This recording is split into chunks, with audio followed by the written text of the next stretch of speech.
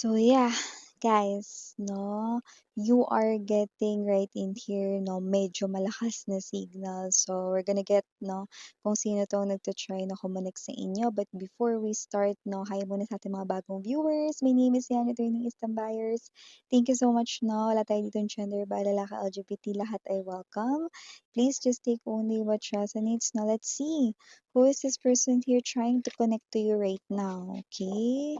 So, feel free to pick up only the messages that resonate for you guys. Just take only what resonates. Thank you so much.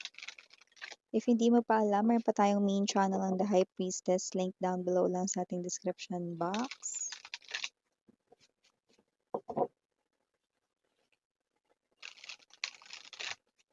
Oh, I can say that the vibe, no, medyo mataas and very compact, no, yung energy. So, let me see.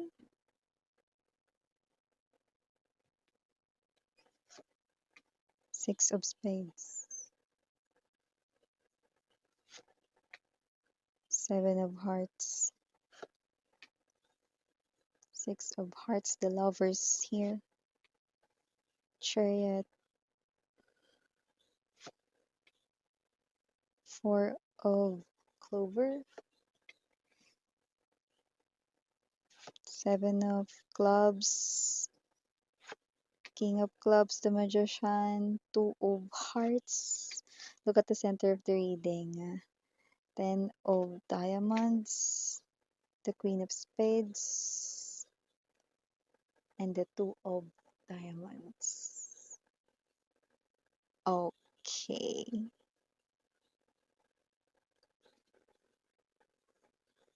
Whoa. Look at that.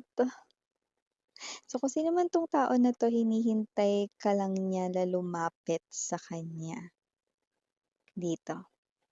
Don't get it wrong, hindi siya ex mo.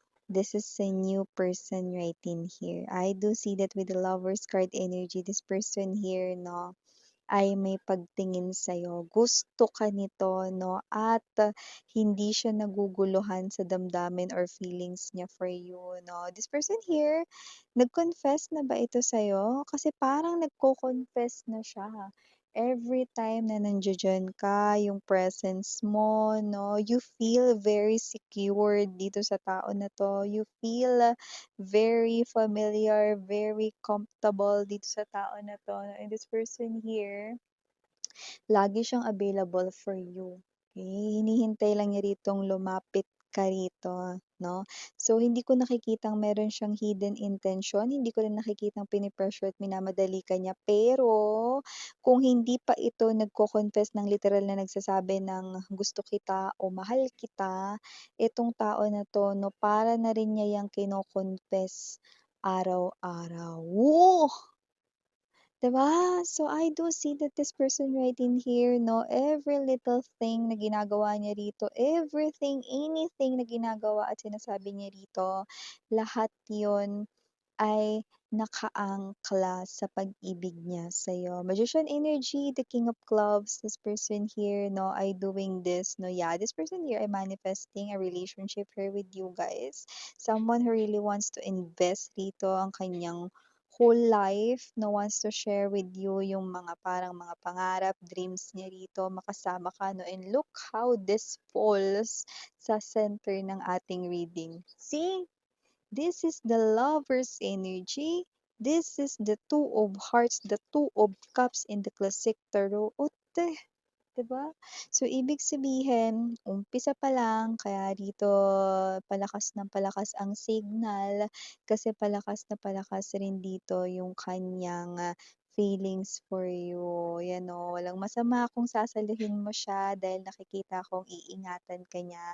Ang taong ito 'no ay nakikita ka bilang kanyang the one 'no at ang kanya ritong pagmamahal sa iyo 'no ay nakikita ko na hindi mapapalisan ng sino man. Four of Wands energy is an energy of the Four of Clubs. So, ibig sabihin itong person na 'to 'no, ay someone dito na nakikita kong laging nakasuporta, iniintindi ka, laging nandiya-diyan for you. This person cares for you, this person here loves you, this person here walang duda, gusto ka niya. This person here na nakikita ko dito na nirerespeto rin yung mga kaibigan mo, yung mga nakakasama mo, mga importanteng tao sa life mo, family mo. I do see that this person right in here, no, ay lagi kang binabantayan. This person here ay not spying on you sa online, okay? Pero hindi naman kailangan yun, 'di ba? Lalo na kung nasa puso ka na niya. Ooh. Alam mo meron kayo ditong age difference 'no, pero hindi naman malaki, huwag kayong mag-alala 'no. This person right in here 'no, halos kaedad niyo lang, ayan 'no. So nakikita natin dito na tayo dito 'no, na specific, situation. Pero just pick up only yung mga sign kasi baka yun ay para sa mga specific viewers. Pero yes 'no, pinaka napi-pick up natin dito talaga is this person here 'no, ay hinihintay niya lang dito na tanggapin mo siya, ma-fall in love ka rito 'no, dahil willing siya ritong saluhin kayo, ayan 'no. Ramdam mo naman na binibigyan ka niya rito ng ibang treatment 'no, iba yung trato niya sa'yo kumpara sa mga kaibigan ninyo or sa mga katrabaho pa ninyo, kung katrabaho mo man ito na this person here ay well invested sa'yo rito 'no. At hindi mo lang alam kung gaano kalakas ang kabog ng dibdib niya sa tuwing kayong dalawa lang yung nag-uusap, yun 'no. Hindi mo rin alam kung gaano siya kasaya, sa tuwing nandiya-diyan ka sa kahit wala kang ginagawa, itong person na 'to 'no ay masaya na tinitingnan ka lang. Taray. Ginawa na naman kayong isang, painting or landscape painting scenery ng person na ito 'no, but this person here loves the view of you. This person right in here owns a car or, vehicle, car or motorcycle, okay, whatever. I do see that this person here 'no, yung iba yan ang clue. I also see na itong person na 'to 'no, may mga nire-reject siya rito, mga nagkakagusto sa kanya. Well, hindi na nakakapagtaka. Ikaw kasi mare ang gusto niya. Ay, iba talaga yung kumare ko. Or ikaw pare yung gusto niya. So yun na nga 'di ba, kung sino man 'tong energy na 'to, everyday, everyday I love you daw. Uy, everyday I love you. Whatever the case may be, I do see 'no, na yung iba sa inyo mga bes alam mo hindi siya kung katrabaho mo 'to, may mga nag-o-offer sa kanya ng opportunities na maganda sa ibang kumpanya or overseas pero hindi niya tinatanggap, okey? Weh, bakit? It is because this person here wants to stay right beside you. Parang para sa kanya puwede naman siyang umangat, puwede naman siya makapag-ipon, basta nandiyan ka lang. Ayaw niyang mapalayo sa'yo. Sabihin na nating mahal ka niya, umaasa siya, oo, pero hindi niya nilalagay yung pressure on you. This person here just loves yung inyong connection right now, being contented, satisfied right now to whatever connection or whatever relationship yung meron kayo ngayon.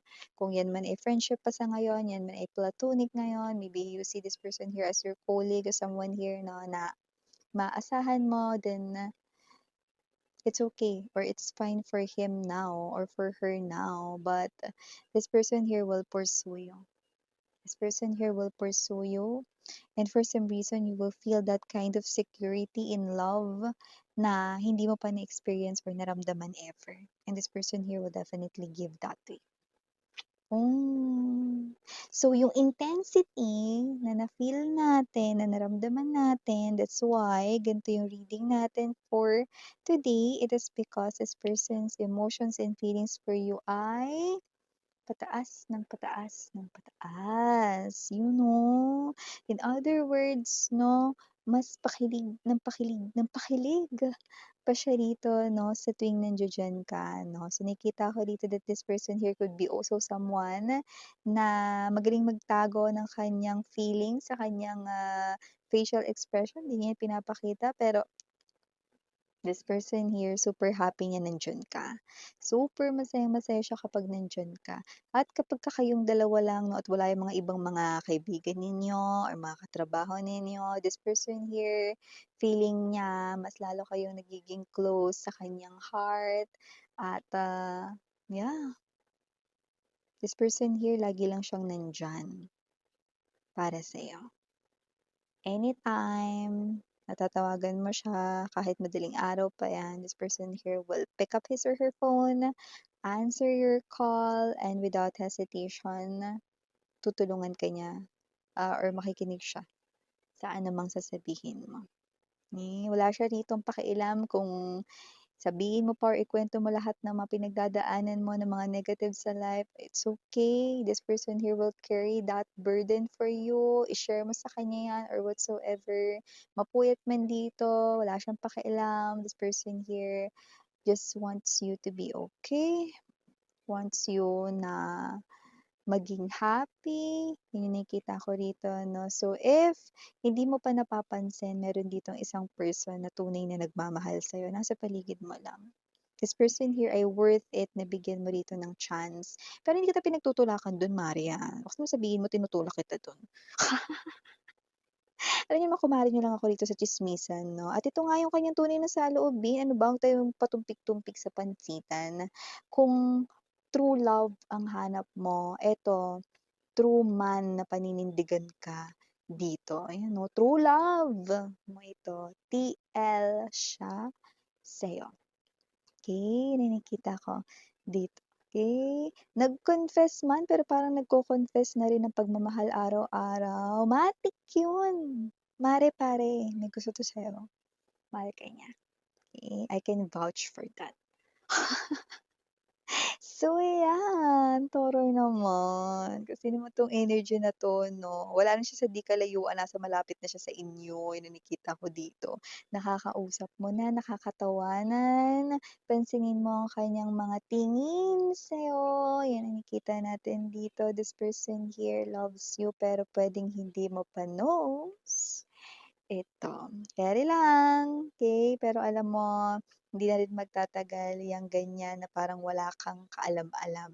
Because like what I've said, this person here will pursue you and it looks like you will accept this person's offer here because you will feel the intensity of love and security that you are, uh, really yearning or searching for love. Hmm. So yeah, ito mga nakikita nating initials. Are you ready? We have capital letter C, capital letter T, capital letter J, capital letter Y, capital letter N, capital letter I, capital letter A, capital letter S, and capital letter L. For small letters, we have O, P, B as in boy, S, T, E, H, and last but not the least, we have letter Q.